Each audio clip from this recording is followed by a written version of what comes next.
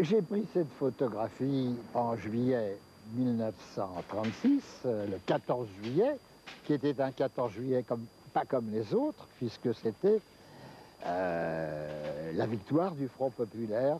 J'avais même pas encore à ce moment-là 26 ans. Je pensais que je deviendrais photographe, mais je n'étais pas encore vraiment professionnel. Alors je suis sorti avec l'appareil que j'avais à ce moment-là, c'était un appareil amateur, un appareil 6-9 à soufflet. Je faisais ça parce que j'étais joyeux d'assister à cette fête et d'en conserver des souvenirs. C'était une fête comme on n'en avait jamais connu jusque-là le 14 juillet. Il y avait d'abord beaucoup plus de monde dans les rues. Les gens se promenaient avec leurs enfants et alors je courais à droite à gauche. J'ai fait le cortège lui-même avec la rangée des élus du Front populaire qui s'avançait en tête du cortège avec derrière la foule et se dressant au milieu la colonne de la Bastille. Et j'ai fait des tas d'à côté, dont cette petite fille qui m'avait attiré mon attention puisqu'elle portait son petit bonnet phrygien et qu'elle tendait le poing.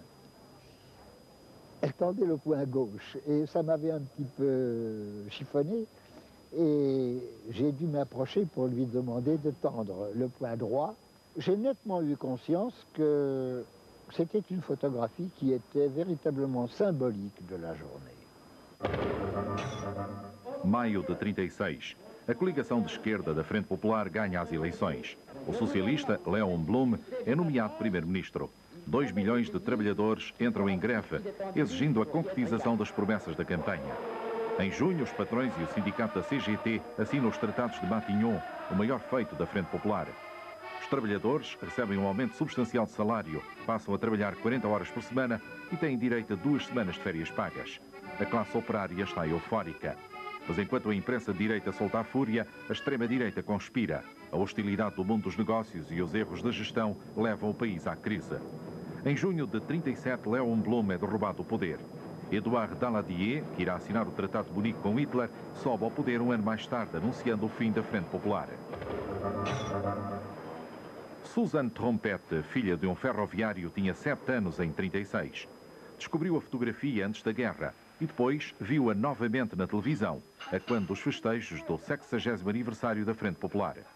Mon père était très heureux ce jour-là parce que il y avait eu cette grève, ce combat, cette lutte, et ils avaient réussi, il y avait eu la victoire, et il y avait un espoir, il y avait de l'avenir.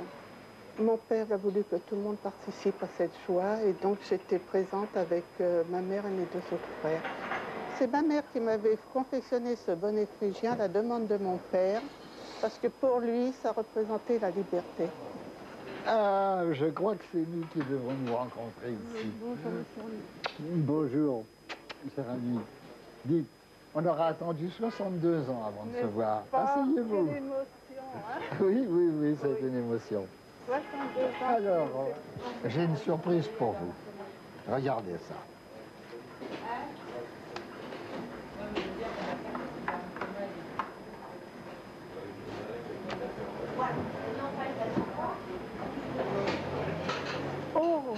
Je suis vraiment touchée. Je vous l'offre. Oh, c'est très gentil. Ben voilà, vous étiez prédestiné à représenter la République. Ah, cette photo, pour moi, représente beaucoup. Un grand souvenir, une grande joie, et puis une grande fierté d'y voir mon père. Je l'aime beaucoup, cette photo. Ele sonhava ser músico, mas durante mais de 60 anos, Willy Rony contou a história das nossas vidas com uma máquina fotográfica nas mãos e uma partitura na cabeça. Para Rony, cada foto é uma harmonia composta por melodias de luz. Cette photo de 1936, on peut dire dans une certaine mesure qu'elle est représentative de mon travail parce qu'elle dénote déjà le goût que j'ai pour photographier les petites gens. J'ai eu depuis le début un très grand souci de la forme. Et quel que soit le degré d'émotivité dans lequel je me trouve, lorsque je suis en présence d'un beau sujet, j'ai toujours en arrière-plan le souci de montrer ça selon un équilibre des masses et des lignes qui qui soit satisfaisant pour mon esprit. Je pense que je suis un photographe du sentiment, un photographe de l'émotion, ou porté par mon émotivité, par un certain appétit pour ce qui pourrait être un petit bonheur ordinaire.